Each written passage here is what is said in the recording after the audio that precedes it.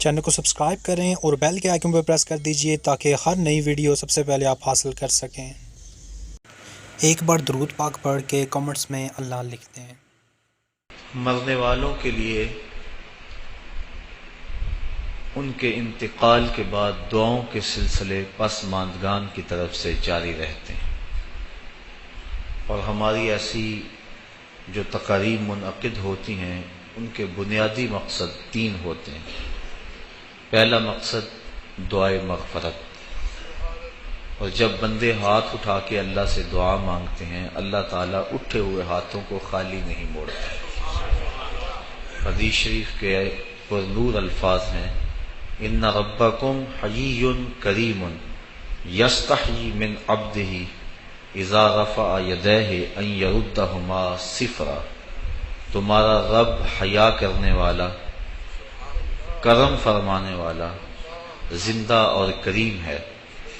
جب بندے اس کے سامنے ہاتھ پھیلا کے دعا مانگتے ہیں اللہ تعالیٰ فرماتا ہے مجھے شرم آتی ہے ان کے اٹھے ہوئے ہاتھ خالی کیسے موڑ دوں۔ جب انہوں نے توقع ہی میرے سے رکھی ہے تو اگر میں بھی نہیں دوں گا تو کون دے گا۔ ایک شخص مسجد نبوی کے کونے میں بیٹھ کے دعا مانگ رہا تھا، اور انداز دعا یہ تھا کہ اے اللہ میں تجھ سے اس لیے مانگ رہا ہوں کہ تو میرا اللہ ہے، تیرے علاوہ کوئی اور ہے بھی تو نہیں جس کی چوکھٹ پہ جاؤں۔ آقا کریم نے ایک صحابی کو فرمایا وہ جو کونے میں دعا مانگ رہا ہے اسے جا کے بشارت دے دو کہ اللہ نے تمہاری دعا کو قبول فرما لیا۔ تو جب بندے اس سے دعا مانگے تو وہ بندے کے اٹھے ہوئے ہاتھ خالی نہیں موڑتا۔ مرنے کے بعد اولاد کے ذمے جو والدین کے حقوق ہیں وہ ختم نہیں ہو جاتے، بلکہ حدیث میں آتا ہے 4 حق ایسے ہیں جو مرنے کے بعد بھی اولاد کے ذمے باقی رہتے ہیں۔ اس میں ایک نماز جنازہ، تجہیز و تکفین اور تدفین اس کے اندر شامل ہے۔ دوسرا حق استغفار، ان کے لیے بخشش اور مغفرت کی دعائیں مانگتے رہنا۔ تیسرا حق انجاز الوعد، انہوں نے زندگی میں جو وعدے کیے ہوئے تھے ان کو پورا کرنا۔ اور چوتھا حق باپ ہے تو اس کے دوستوں کے ساتھ، ماں ہے تو اس کی سہیلیوں کے ساتھ، باپ کے بھائیوں کے ساتھ، بہنوں کے ساتھ، ماں کے رشتہ داروں کے ساتھ حسن سلوک کرنا۔ یہ 4 حق ایسے ہیں جو مرنے کے بعد بھی اولاد کے ذمے باقی رہتے ہیں۔ اب جب جنازے کے لیے لوگ کھڑے ہوتے ہیں تو کتنے لوگ ایسے ہوتے ہیں کہ جو نماز جنازہ کے طریقے سے، نماز جنازہ کی دعاؤں سے بھی آشنائی نہیں رکھتے، اور وہ صرف رسم اور دکھاوے کے لیے پیچھے صفوں میں کھڑے ہوتے ہیں۔ تو جب کبھی ان کے اپنے والدین فوت ہوتے ہیں تو پھر انہیں اچانک راتوں رات جنازہ کی دعا آ تو نہیں جاتی، پھر وہ یہ زیادتی اپنے ماں باپ کے ساتھ بھی کرتے ہیں کہ وہ اپنے ماں باپ کے جنازے میں بھی محض رسم کے طور پہ لوگوں کو دکھانے کے لیے کھڑے ہوتے ہیں۔ تو یہ پہلا حق ہے مرنے کے بعد ماں باپ کا اولاد کے ذمے کہ ان کے لیے نماز جنازہ میں شریک ہوں، اور شرکت کا مفہوم یہ ہے کہ جنازہ کا جو حق ہے اس کو ادا کریں۔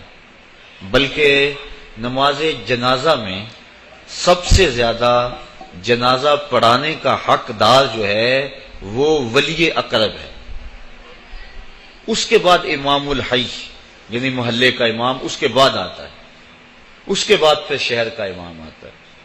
تو نماز جنازہ کے اندر جو ولی اقرب ہے، جو قریبی ہے، اس کو زیادہ حق ہے کہ وہ نماز جنازہ پڑھائے، بیٹا پڑھائے اور باپ پڑھائے بیٹے کا، ماں کا بیٹا پڑھائے، سکا بھائی پڑھائے۔ تو اس لیے جو ولی اقرب ہے اس کو زیادہ حق پہنچتا ہے کہ وہ جنازہ پڑھائے۔ لیکن اگر وہ خود ہی اس پوزیشن میں نہ ہو کہ وہ جنازہ پڑھا سکے یا اس کو نماز جنازہ آتا نہ ہو اور وہ پڑھ بھی نہ سکے تو یہ کتنی بدبختی ہے۔ تو یہ پہلا حق ہے اولاد کے ذمہ ماں باپ کا کہ ان کے لیے وہ جنازے میں شریک ہوں اور جنازے کے حقوق کو پورا کریں۔ اور دوسرا حق جو میں نے بیان کیا استغفار، ان کے لیے استغفار طلب کریں، کثرت سے اللہ کی بارگاہ سے دعائیں مانگیں۔ اور میرے اور آپ کے آقا و مولا فرماتے ہیں مل میت فی القبر الا کالغریق المتغوث فی البحر ینتظر دعوۃ، ہم جب کسی شخص کو بھی قبر میں دفن کر کے آتے ہیں تو اس کی حالت یہ ہوتی ہے جس طرح کوئی بندہ پانی میں غوطے کھا رہا ہو، پھر وہاں وہ اگر کسی چیز کا انتظار کرتا ہے تو وہ صرف دعاؤں کا انتظار کرتا ہے کہ میرے لیے کسی کے ہاتھ اٹھ جائیں، میرے لیے کوئی دعا کرے، وہ میرا بھائی ہو، وہ میرا دوست ہو، وہ میرا رشتہ دار ہو، وہ میری اولاد ہو۔ تو مرنے کے بعد مرنے والے کو سب سے زیادہ ضرورت دعاؤں کی ہوتی ہے۔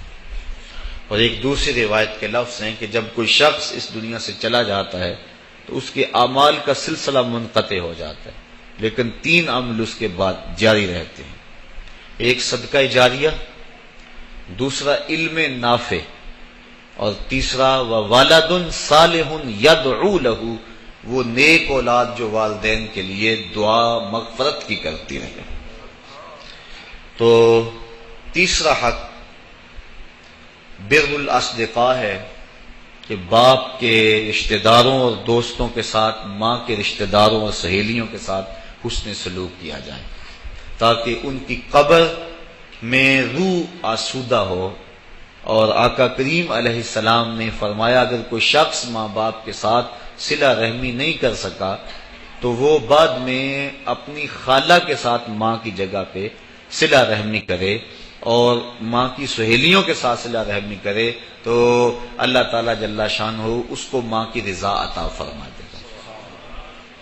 اور ایک روایت میں آتا ہے کہ جو والدین کی قبر پہ جا کے سورہ یاسین پڑھتا ہے ہر جمعۃ المبارک کو، اللہ تعالیٰ اسے بھی اور اس کے والدین کی بھی مغفرت فرما دے گا۔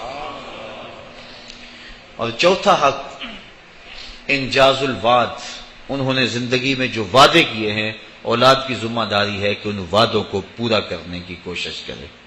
اگر کسی غریب سے ان کا تعاون کا معمول تھا تو ماں باپ کے چلے جانے کے بعد اگر وہ غریب دروازے پہ آتا ہے تو خالی لوٹ کے نہ جائے بلکہ اسی طرح خیر لے کے آئے تاکہ والدین کو قبر میں آسودگی اور ٹھنڈک پہنچے۔ تو مرنے کے بعد یہ حق باقی رہتے ہیں اور ان میں سے اہم حق جو ہے وہ دعا کا ہے۔ اور اگر کوئی شخص ضد سے کہتا ہے میں دعا نہیں مانگتا تو میاں یہ اس کی مرضی ہے۔